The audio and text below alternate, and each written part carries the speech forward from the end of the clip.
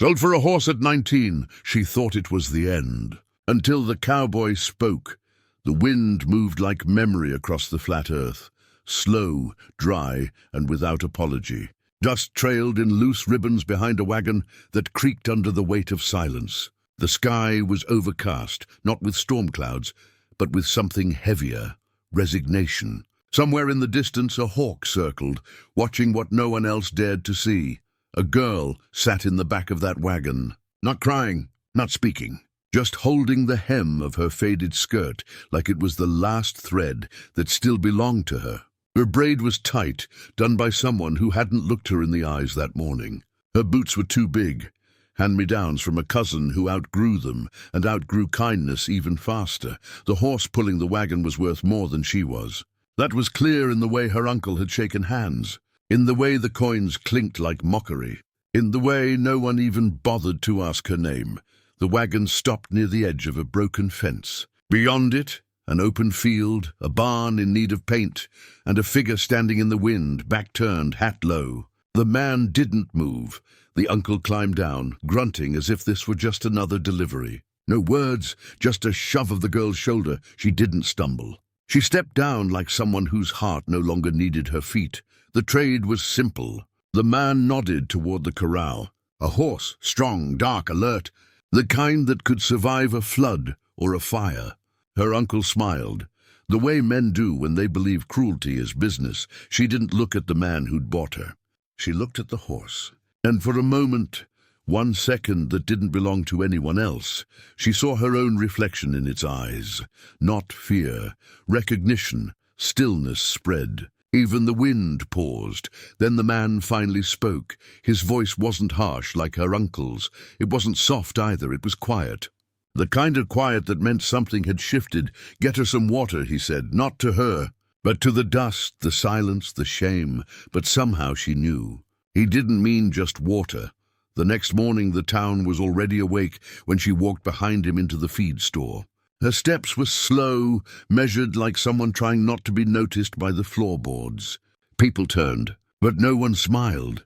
The bell above the door had rung like a warning, not for her, but for the town. That a new shadow had entered its routine. She kept her eyes down, clutching the worn leather pouch he'd given her.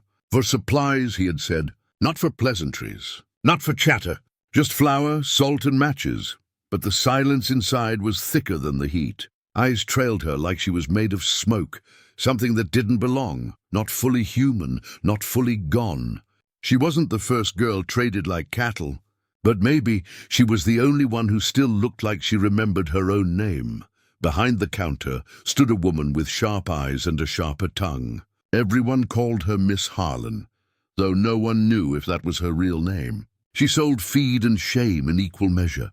"Well," Miss Harlan said, tapping her fingernails on the wood, "I suppose you speak." The girl said nothing, not from defiance, but from knowing some silences are stronger than defense.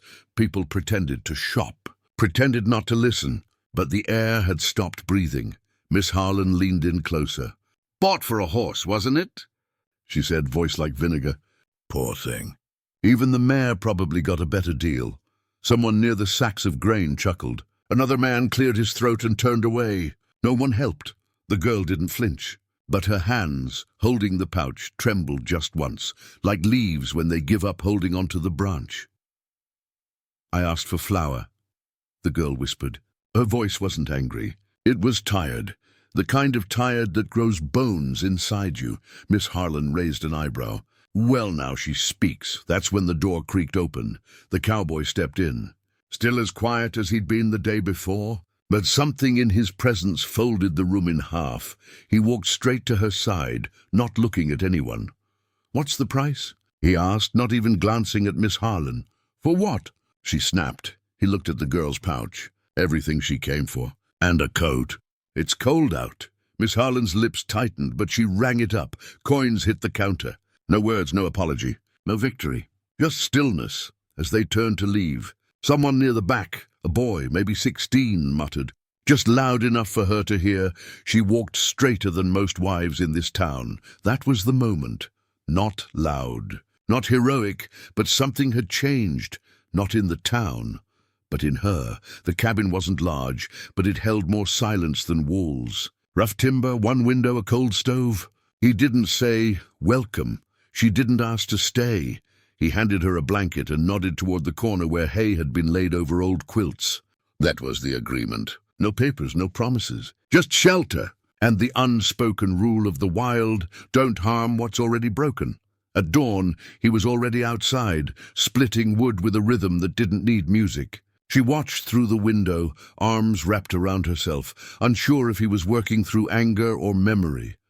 By midday, she was sweeping the porch, not because he asked, but because it needed to be done. He passed by her once, carrying sacks of oats. Their eyes met briefly, not deep, not soft, just mutual recognition. Like two people who had survived something unnamed and didn't want to compare scars. Days moved without talk. He cooked, she cleaned, he mended the fence. She watered the goats. When tools slipped or hands trembled, no one offered help, only space. But the silence wasn't empty. It was slowly filling with understanding. One evening, the wind turned sharp. She was outside trying to fix a hinge on the chicken coop when her fingers numbed. She didn't cry out, didn't ask, but he noticed. From the porch, without a word, he walked over and placed a pair of worn leather gloves on the ledge beside her, then turned and walked away. She didn't say thank you, but she wore them the next morning. That was the first crack. Later that week, she heard shouting in the pasture. A calf had slipped into the ravine, its leg caught between roots. He had tried pulling it free, but it kicked, wild, panicked. She ran toward the sound, braid unraveling, boots sinking in mud. He didn't stop her. Together, without instructions, they moved, one holding, one loosening, one whispering calm, while the other braced the weight. The calf broke free, soaked, shaking, but alive. He looked at her then. Really looked, not with pity, not with possession, but with respect. She nodded once, wiping her hands on her skirt. He offered her his canteen, and for the first time she drank from it, not because she needed to, but because she trusted it wasn't poisoned by pride. Snow came early that year. It fell soft at first, like regret, then heavier, thicker, until even the fences disappeared beneath it. The outside world folded into white, and the cabin became an island of breath and wood smoke. They didn't speak much. They didn't need to. She rose before the sun now, stirring embers from ash, coaxing warmth back into the cold iron stove. By the time he stepped in from chopping wood, the kettle was already whispering. He handed her logs. She handed him bread. Their fingers brushed once, dry, cracked, calloused, like two different lifetimes meeting for a moment before retreating again. Inside, time slowed. She mended the torn sleeve of his coat by lamplight. He repaired the hinge on the barn door she'd nearly frozen trying to fix. Once, while sweeping out the storage shed, she slipped on ice and scraped her arm deep. He didn't panic, just brought out a tin of salve, warm water, and a frayed cloth. She sat still while he cleaned the wound. His hands were sure quiet, not gentle, not rough, just present. Their eyes met only once during the bandaging. "Should heal clean," he said softly. She nodded. That night, she left her door cracked open just enough for the firelight to touch both rooms. One afternoon, a storm rolled in, as not snow, but wind and thunder, the kind that rattles bones more than windows. The goats panicked, and she ran out without her shawl. He was already outside, barefoot in the mud, wrangling the animals back inside. She joined him, hair soaked, sleeves clinging to her arms. In the chaos, one goat turned and caught her shoulder. She gasped, not from pain but from memory. He reached her, steadying her not with words but with his chest. Solid, warm, unshaken. For a moment she stayed there, let herself be held, just long enough to remember she was real. When the storm passed, they sat on the porch, silent, wrapped in mismatched blankets. Steam rose from the mugs of coffee she'd made too strong. He handed her a dry biscuit. She broke it in half and gave the bigger piece back. Neither said anything, but something shifted, not loudly, not suddenly, like thawed river ice beginning to drift. Later, she found a book on the shelf behind the oil lamp. She didn't say she could read, but he left the lamp lit later each night after that. Sometimes he paused while carving wood, not to watch her, but just to listen to her turning pages. She once caught him fixing the door to her room, planning the edge so it wouldn't creak. He didn't know she saw. She didn't mention it. One night, while washing the same cracked dish for the third time, she said quietly, "You don't ask questions." He looked up, dry towel in hand. "You don't lie," he said. That was enough, not love, not yet, but the kind of respect that outlasts winter. The letter arrived without warning, just a fold of paper tucked under the cabin door, weighed down by a stone. No name, no greeting, just a court stamp and numbers that didn't care what winter had healed.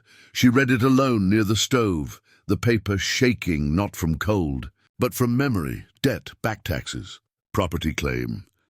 The kind of words that turned land into leverage and people into losses. He didn't ask where it came from.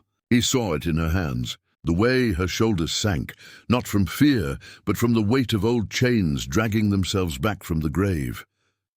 That night, he didn't eat. She cooked anyway, as if ritual could hold off reality. The next morning, the snow had softened into slush. The road to town was clear enough for trouble to travel. A rider came by midday, tall hat, longer silence. Not the law, worse. Wade Crenshaw, the banker's man. Everyone knew him. He didn't threaten. He just named prices and pointed at doors. "This land has a history," he said, staring at the porch beams. "Old debts don't dissolve in the snow." The cowboy didn't flinch, didn't raise his voice, didn't even look at the man straight. "Come spring," Wade continued, "you'll need to be off it. Unless you plan to buy what's already yours." He tipped his hat. Didn't even glance at her. She stood behind the window, watching not the rider but him, the man who had never asked anything of her except quiet. That night, he sat with the ledger, candles burning low. She saw him run a finger down columns of numbers that refused to bend. He could sell the colt. He could sell the extra saddle. He could even sell his mother's watch, the one he never wore. But it wouldn't be enough. The cabin felt smaller suddenly, like every board was listening. Like the walls knew what it meant to be unwanted. "I can leave," she said softly from the doorway. Her voice didn't shake. Her chin didn't drop. He didn't look up. "Won't matter. They'll take it either way." Silence. Then the fire popped in the hearth like a gunshot that had changed its mind. They sat like that for a long time. Two people on different chairs, sharing the same storm. In the morning she packed her bag. Just what she brought, a shawl, a cracked comb, the gloves he once gave her. She opened the door. He stood outside already, horse-saddled, coat dusted with frost. "I'll ride into town," he said, voice even. "I's tired." "Why?"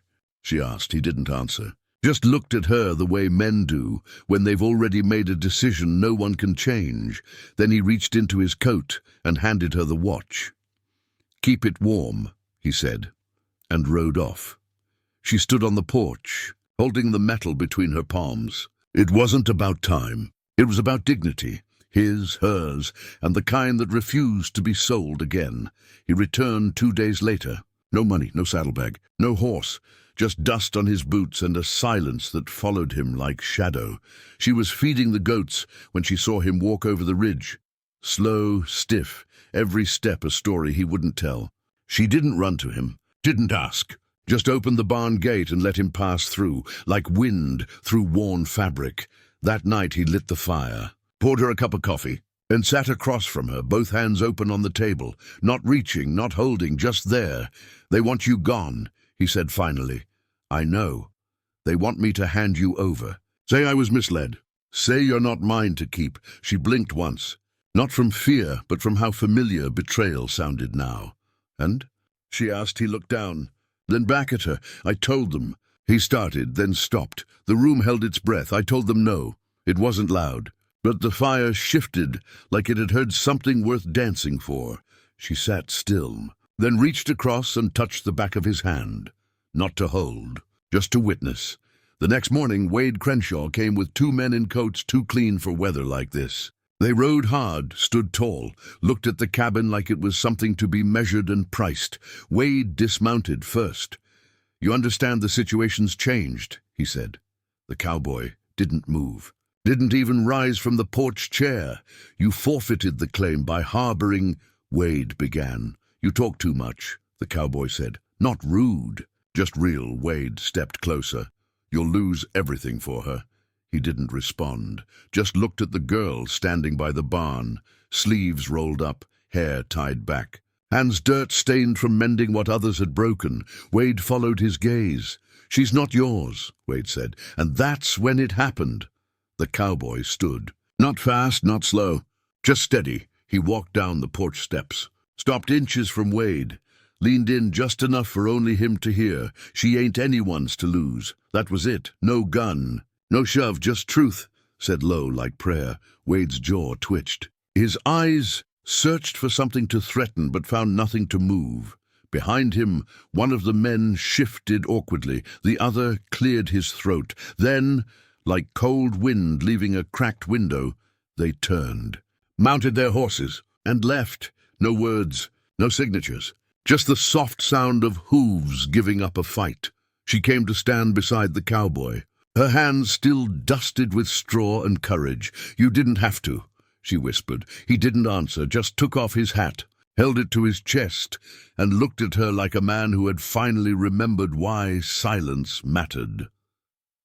Spring came without asking permission. The snow retreated like an old enemy too tired to stay. Wildflowers bloomed where fences had once broken. And the cabin, once a shelter, began to feel like a home. She no longer walked like someone expecting the ground to give way. She laughed once, just once, while washing clothes near the creek. The sound startled the birds, and even him.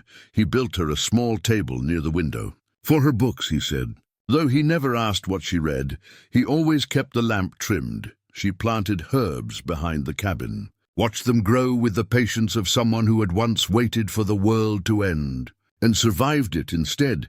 They didn't talk about what had passed, not the horse she was traded for, not the man who tried to unmake her worth, not the choice he made to keep her, not as property, not as payment, but as person. Once she asked if he missed the watch. He said only this: some things are worth more once they're out of your hands. One evening, as the sun dropped behind the ridge, he brought out a saddle, polished, repaired, waiting. For you, he said.